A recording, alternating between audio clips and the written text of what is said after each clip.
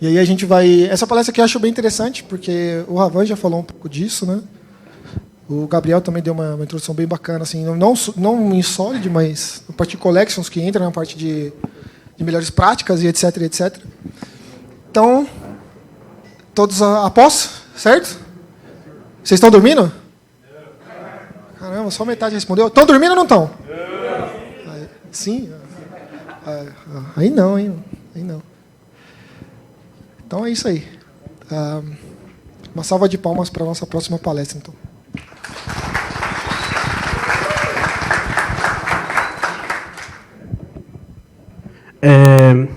Boa tarde. Eu vou dar uma pequena introdução para vocês sobre Solid Design Patterns e uma outra visão que isso pode trazer para a gente. Primeiro, vou começar me apresentando. Eu sou o Marcos Felipe, eu sou de Bauru, eu tenho 19 anos e eu já vi uma galera olhando com preconceito assim para mim agora. Eu trabalho com programação faz uns 4 ou 5 anos só. E eu comecei a estudar orientação a objetos realmente, porque é uma área que eu gosto bastante. Eu comecei a estudar faz uns 2 anos. Eu também sou fundador da Crow Labs, que é uma comunidade lá de Bauru, e também o futuro Hackerspace que a gente vai montar lá. Bom, então vamos lá. Alguém aqui já ouviu falar sobre UD? Ninguém? Então eu posso falar qualquer coisa que ninguém vai saber. Beleza. O UD vem do... Ele deve se comportar como o cara que organiza aqui. Não importa para mim como que ele vai fazer isso. Ele só vai se comportar dessa maneira. Então a gente esquece toda essa parte. Tipo, você não deve saber o que o Matheus faz, só o que ele vai entregar para você. E quando a gente coloca design na palavra, design ele é uma coisa assim, tipo, meio foda, porque ontem assim eu estava jantando e tal, pensando na palestra, bem nervoso, igual eu estou agora, e eu perguntei para minha namorada o seguinte: o que é design para você? E ela pegou para mim e falou: é como se cria as coisas. E é simples. É realmente, o design é como você criar as coisas. Então, se a gente juntar design com orientação a objetos, é como criar coisas orientadas a objetos. Então, como você criar coisas baseadas em comportamentos. Então, vocês, novamente, esquecemos a implementação e pensamos no melhor comportamento possível. Design orientado a objetos é a gente falar que a melhor maneira de um objeto se comportar é assim. Então, ele vai te dar a melhor abstração, a melhor maneira, o melhor comportamento possível. Então, o design veio para a gente solucionar todos esses problemas que a gente tem hoje, que seja de código ruim e tal. Então, quando a gente junta isso, basicamente, a gente está falando o seguinte: eu quero a melhor solução para esse problema. No design orientado a objetos, e só na orientação a objetos, tudo se resume a contratos. Tudo é contrato. Então, basicamente assim, eu tenho um contrato e eu vou realizar aquilo. Eu tenho uma interface e irei realizar aquilo. Não importa como eu vou realizar aquilo. E se você souber como eu irei realizar aquilo, você está propenso a fazer errado. Porque assim, suponhamos que eu tenho uma classe que faz conexão com MySQL. Aí eu começo a fazer carries para MySQL, que tem coisas que só funcionam no MySQL. Se eu chegar a olhar a implementação, que eu vejo, puta, esse aqui é para MySQL, então vou começar a usar para MySQL. E amanhã o cara chega e muda para Postgres. E aí? Você olhou a implementação e perdeu a sua funcionalidade porque você foi curioso. Então, se eu olhasse o contrato daquilo, eu saberia o comportamento que aquilo me daria. Não importa como. Eu espero que aquilo me retorne isso e apenas isso. Se não retornar aquilo, teremos problemas. E aí que o design entra. O design é para resolver todos esses problemas que temos e a aplicação fluir da melhor maneira. Quando a gente fala de design, a gente não pode esquecer dos princípios Solid. Eu não vou falar bem rápido isso aqui, que vocês devem estar cansados de ouvir isso aqui, porque em todo lugar você olha Solid, Solid, Solid, Solid. E, além do Solid, a gente temos... Na verdade, não são 5 princípios do UD, são 11. Não sei se vocês sabem, mas são 11. Então, são esses 3, depois desses 5, depois tem mais 3, depois tem mais 3. Que ninguém fala. Deveríamos, mas ninguém fala. E a gente pega o Solid e começamos pela letra S, que é o Single Responsibility, que é basicamente uma classe deve ter apenas um motivo para mudar. Você já deve estar cansado de ouvir isso. Então, Então, assim, a classe existe por uma maneira e apenas isso. A partir do momento que ela é implementada daquela maneira, ela sempre será implementada daquela maneira. E ela só pode fazer uma maneira. Se você pega a definição da classe e fala, a classe faz isso e isso, está errado. A classe só faz isso. É isso que o S prega. Se a gente pegar o O, que é o Open Closed, isso aqui, cara, quando eu olhei assim, eu falei, impossível. Porque, assim, o Solid ele é complicado mesmo. Então, e todos os 5 princípios, eles, se colocarem todos juntos, eles funcionam da melhor maneira possível. E o O, para mim, é o princípio mais foda que tem. Porque se eu olhar, ele diz o seguinte, uma classe ela deve estar aberta para extensões e fechada para alterações. E, tipo, como assim? Então, quer dizer que se eu colocar o código em produção, eu nunca mais vou poder abri-lo e alterá-lo. E é verdade. Então, você vai estender esse código e aquele outro código você nunca mais vai alterar. Isso é o que o O quer dizer. É meio confuso, mas é isso. O L. O princípio de substituição de Barbara Liskov. Eu não vou entrar em muito conceito matemático disso, mas, basicamente, ele fala que as classes derivadas devem ser possíveis de ser substituídas pelas classes pai. Então, basicamente, você tem uma classe filha, e ela deve ser capaz de implementar aquilo que a classe pai faz. Apenas isso. Temos o I, que é o princípio de segregação de interfaces.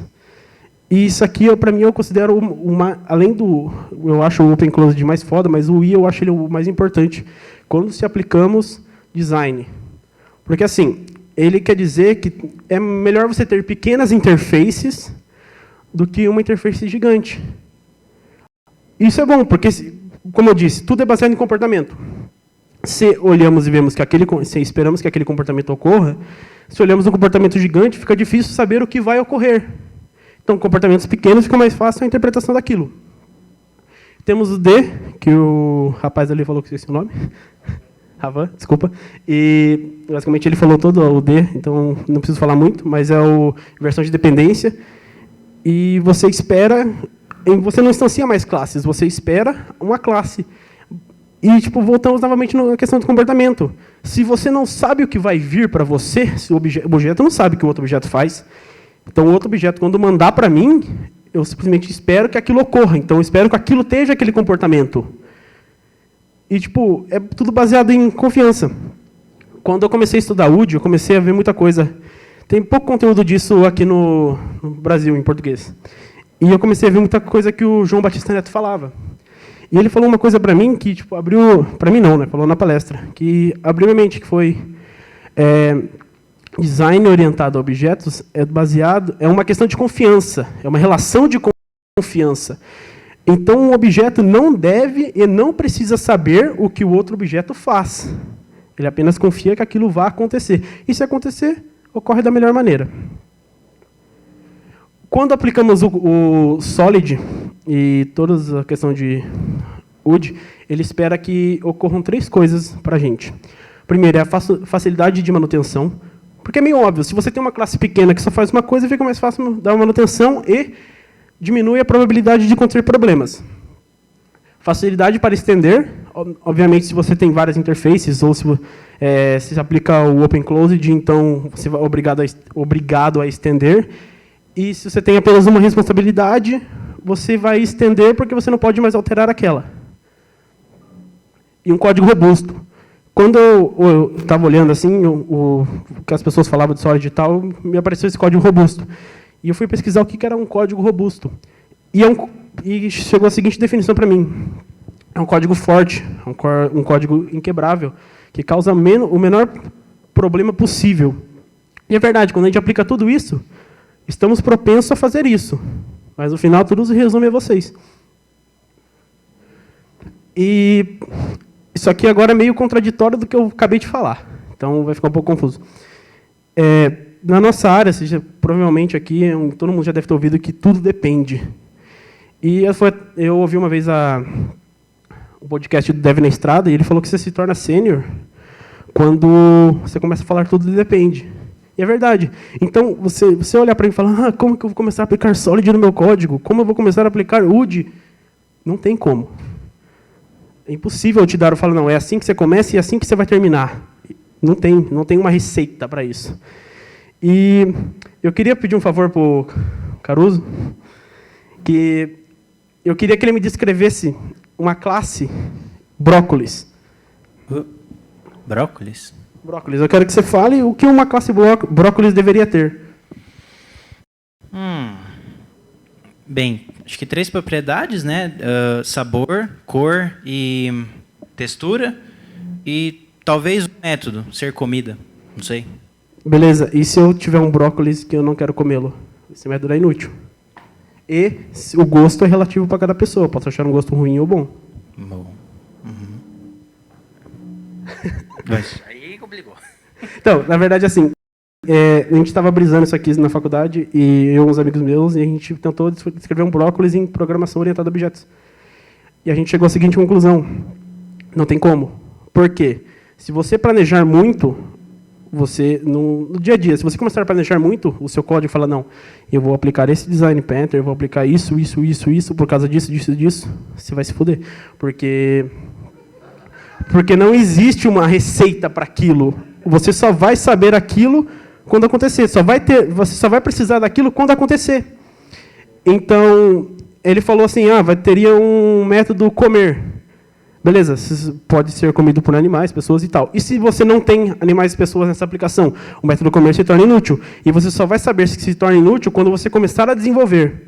Então, o que eu quero dizer é o seguinte, muito planejamento causa problema. E falta de planejamento também causa problema. Então, a verdade é a seguinte, fudeu, porque você vai ter que fazer alguma coisa. E depois isso vai gerar problemas que vai procurar alguma solução para isso. Quando eu comecei a programar, e uns 4, 5 anos atrás, eu comecei a ver orientação a objetos é foda falar, eu comecei a ver programação orientada a classes, né, que é o que tipo o CodeIgniter faz, por exemplo. E eu não gostei daquilo, eu achava chato, literalmente chato. E eu fui para programação funcional, e eu achei lindo aquilo, porque tudo é função e tal, blá, blá, blá. E aí eu comecei a estudar Laravel. E com o tempo eu fui fazendo as coisas que o Laravel falava para fazer, e eu fui vendo que com pouca coisa, você fazia muita coisa.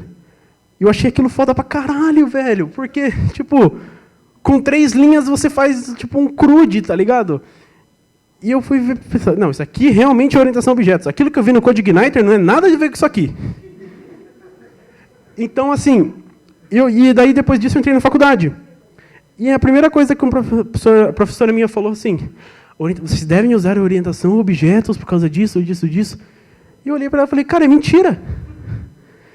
Não existe a maneira certa, óbvio, como já falamos.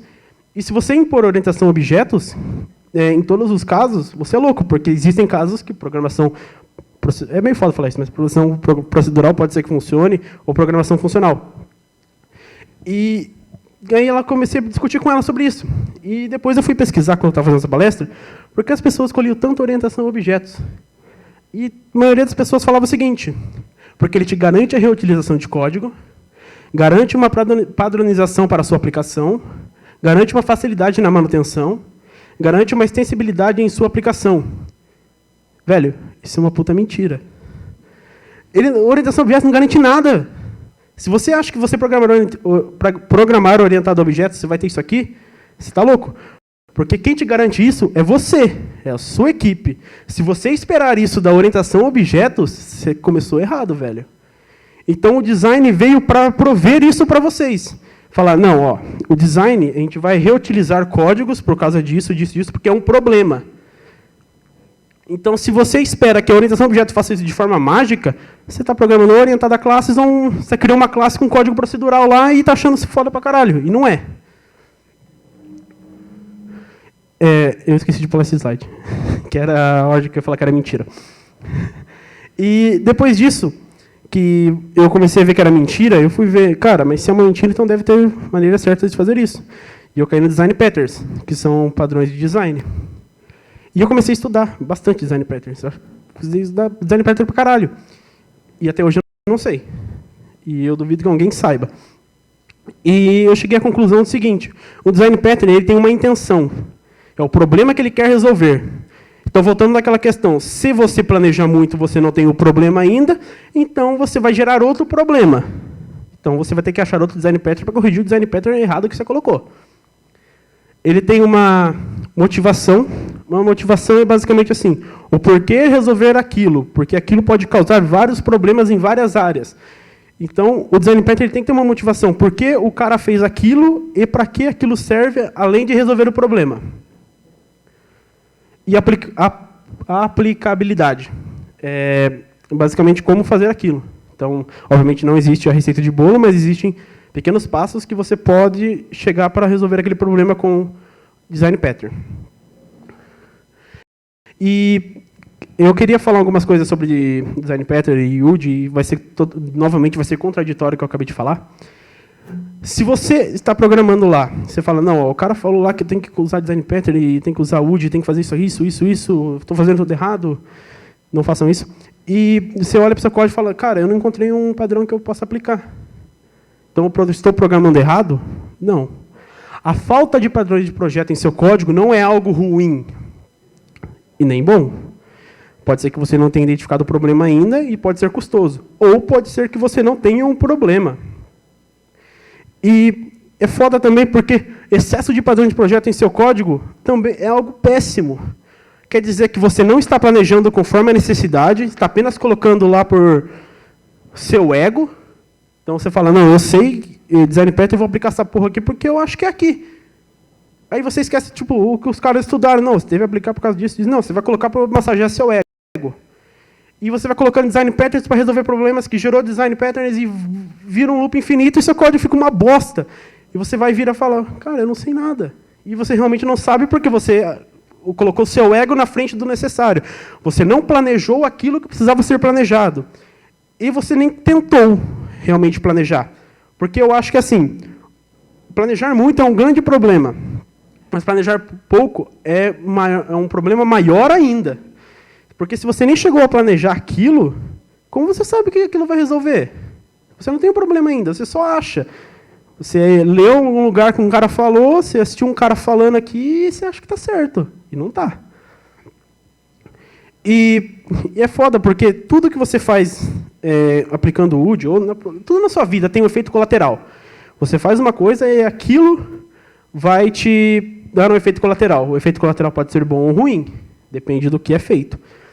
Um exemplo que o João Batista Neto deu uma vez, que eu gostei bastante, e ele falou até para mim dar esse exemplo aqui, que seria, se você vai na farmácia e você está doente, você não fala para o farmacêutico, eu quero um remédio, eu quero aquele remédio, eu quero esse remédio.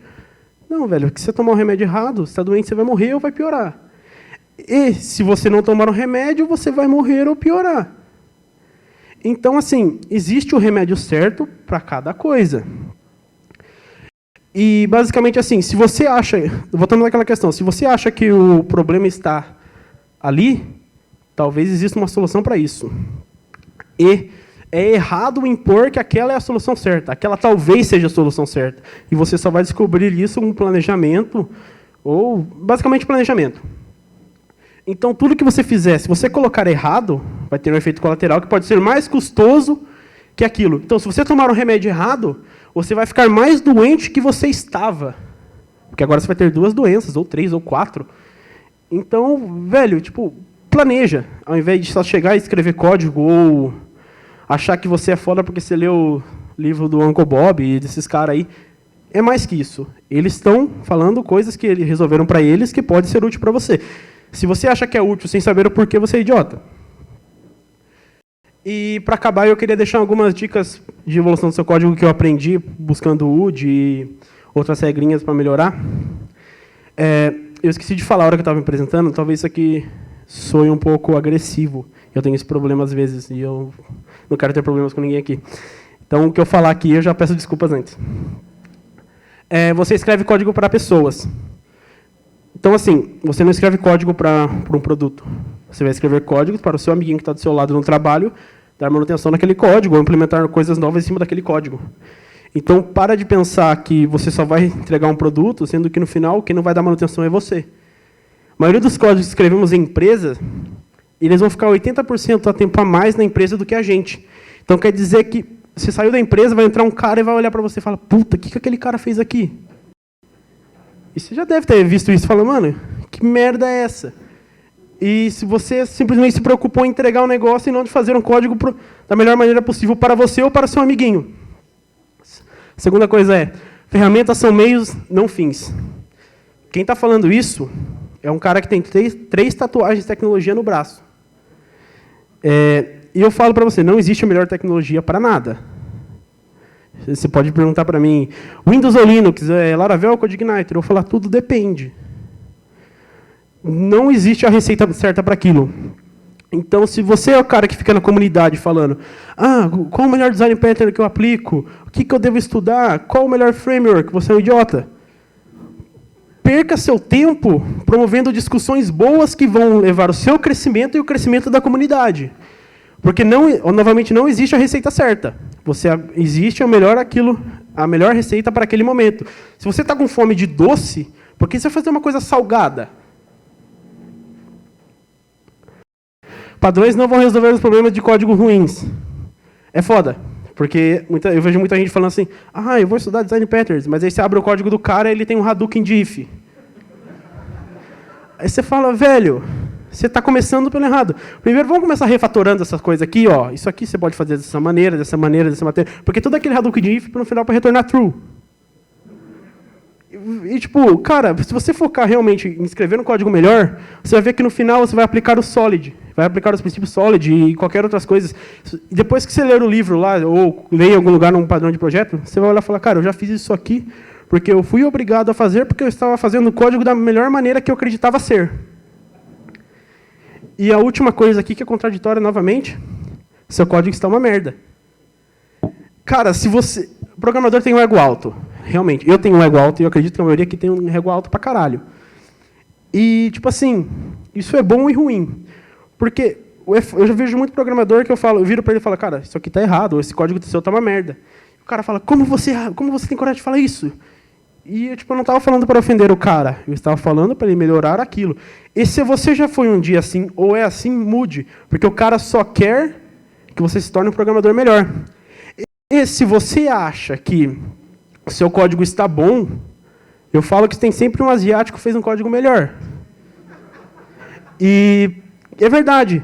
É uma questão de tempo para você saber até quando o seu código está ruim, e seu código está bom de novo, e ruim e bom. É um ciclo.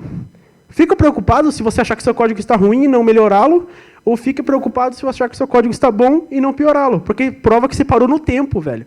Então, seu código sempre é a mesma merda, talvez seja mais ruim do que você acredita, ou mais bom do que você acredita. E é isso. Eu queria só falar, se vocês quiserem entrar no grupo da Crow Labs no Telegram, ou me procurar em qualquer rede social, ou me mandar um e-mail. Eu vou estar aí hoje, amanhã não vem, a gente pode trocar uma ideia. E eu queria saber se alguém tem alguma pergunta. Calma aí, que eu vou levar o microfone. Quem quer perguntar? Aqui? Tá. Só para fazer uma pergunta. Tem lugar aqui, viu? Então, para digerir, né? Você falou que no começo você teve muita dificuldade para encontrar material, principalmente em português, né? E há um tempo atrás também eu estava começando a estudar design patterns e o meu irmão é da área também, ele me indicou algumas coisas e tal. E ele falou, não, você, antes de tudo, vá ver o design que vai te abrir muito mais a mente e tal.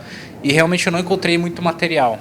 Eu vi um livro, se eu não me engano, Carl Larman, que é bem legal, só que assim, eu achei bem... não fácil de entender para quem está começando do zero, assim. E eu queria saber se tem alguma referência legal para indicar, tanto assim, sei lá, orientação a designers for dummies e daí um caminho mais ou menos para avançar, né, nesse sentido. Cara, assim, eu realmente quando alguém pergunta para mim, como que eu devo estudar? Eu acho foda responder porque eu acredito que cada pessoa tem um jeito de aprender. Eu vou falar o que foi bom para mim aprender, pode ser que sirva para você. Quando eu comecei a estudar orientação a objetos, e eu recomendo que você estude realmente orientação a objetos antes de chegar no UD, porque você entenda todo o comportamento de orientação a objetos, e pode ser um conceito filosófico e tal.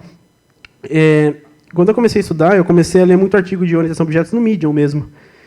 E quando eu comecei a estudar UD, eu olhei as palestras e hangouts que o PHP Brasil fez, que tem o João Neto e tal, esses caras. E eles falam muito, eles têm uma série de hangouts sobre o UD. Ele tem um hangout sobre Tem em todas os Solids, ele tem mais os 3, 4 tipos, não lembro se é 3 ou 4 tipos de design patterns também. E é basicamente uma introdução, e eles abordam muito conceito filosófico mais do que um conceito técnico. Então, eu falo para você, uma abordagem inicial daquilo é você saber um problema. Se você conhece os design patterns ou um design e tal, é foda, porque não vai ter a solução para aquilo. O que eu quero dizer é o seguinte: você nunca vai chegar a um ponto e falar, cara, eu sei design, porque realmente é uma área muito extensa e pode ser que não tenha conteúdo suficiente. Eu te recomendaria esses Hangouts e também o livro, os artigos e os livros do Uncle Bob, que ele fala muito de código limpo, e também eles falam dos princípios WUD. Não sei se eu respondi a pergunta mais ou menos, mas beleza. Alguém tem mais alguma pergunta?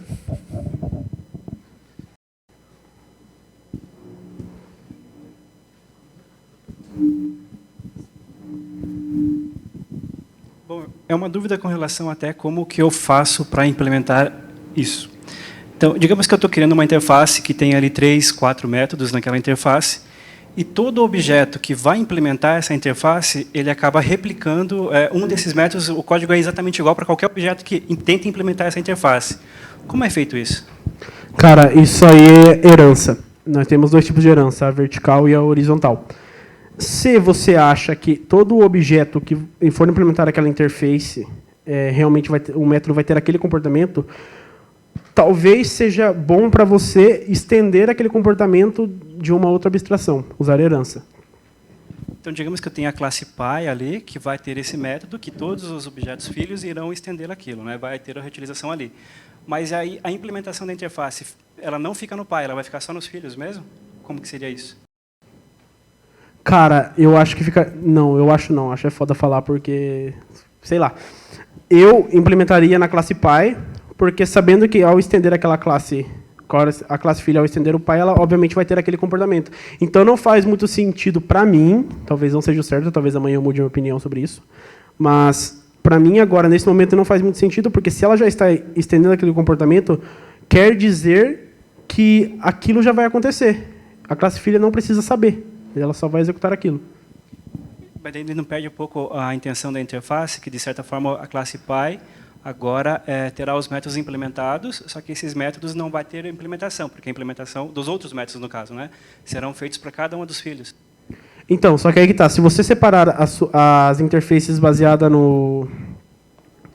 Se a interface for feita para a classe Pi, quando você estende, você sabe que o comportamento estendido daquilo, por mais que as outras interfaces dependam daquilo, se aquela interface já está implementada, então você já sabe que o filho ele vai fazer as coisas que o pai faz. Então a interface já sabe. É meio foda falar como se tratássemos como pessoas, se você soubesse e tal. Mas a interface já sabe porque a filha estende o pai. E como as interfaces elas são separações, você espera que a filha realmente tenha aquele comportamento. Ele não ficou um pouco confuso, mas é meio foda explicar, tá ligado? Porque não tem uma técnica para isso. Existe apenas conceitos que talvez estejam certos. Alguém tem mais alguma pergunta? Vai ser... Acho que tem... Se alguém quiser fazer mais uma pergunta, depois do Vinícius, acho que tem mais uma.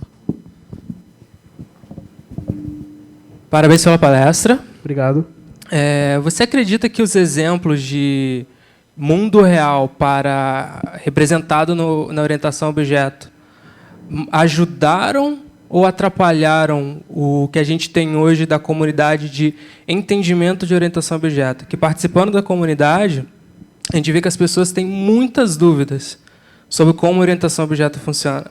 E a grande maioria veio desses exemplos. Pega um carro, pega uma pessoa, cachorro, e vai fazendo esses exemplos que, abre aspas, foi o objetivo da orientação a objetos. Você acredita que esses exemplos são válidos, ajudam ou atrapalham? A minha resposta é sim. Eu acredito que sim e não acredito também. Por quê? Eu estava discutindo ontem também com um amigo meu, falando, cara, o que é orientação a objetos para você? E a gente chegou à nossa conclusão, que o lançamento seja verdade, que talvez seja o resolver problemas do mundo real baseado em código. E talvez não seja isso, é meio confuso, mas para a gente fez sentido. Quando você pega um exemplo de um carro ou de pessoa, que para mim é o pior exemplo possível que você pode dar para um estudante, cara, você falar que vai ter uma classe pessoa, eu acredito que seja válido para o entendimento das pessoas, porque para elas é mais fácil. Se você não tem conhecimento de alguma coisa, se você é um vendedor de carros, e eu vou te dar exemplos de orientação a objetos baseado em carros, você vai entender da melhor forma. Então, tendo um contato com o mundo, fica mais fácil eu explicar, porque nós já temos esse conhecimento.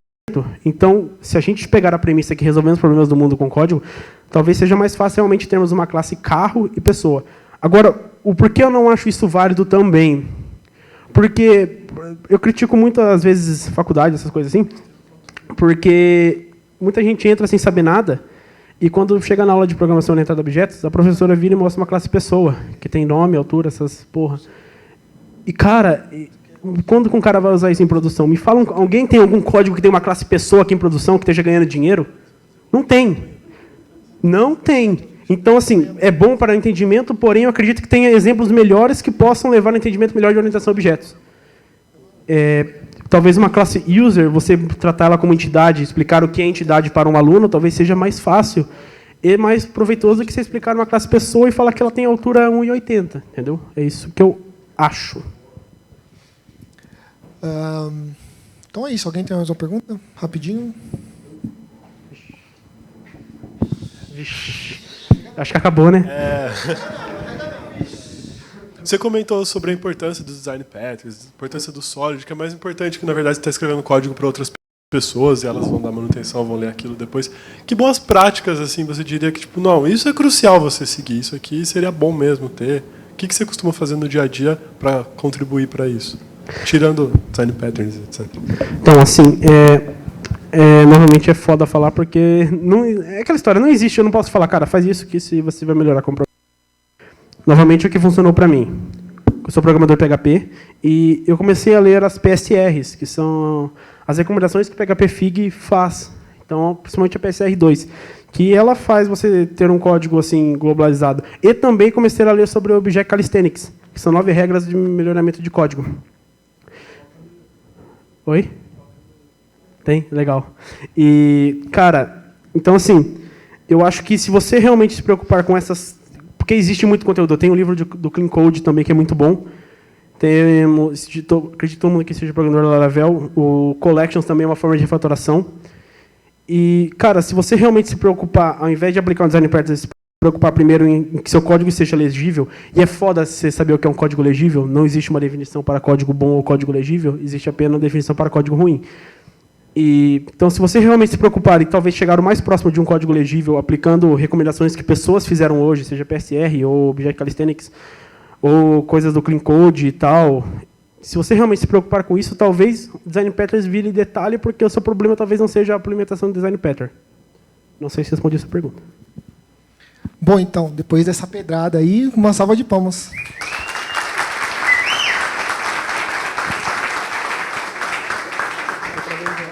Parabéns aí. Valeu pela sua face.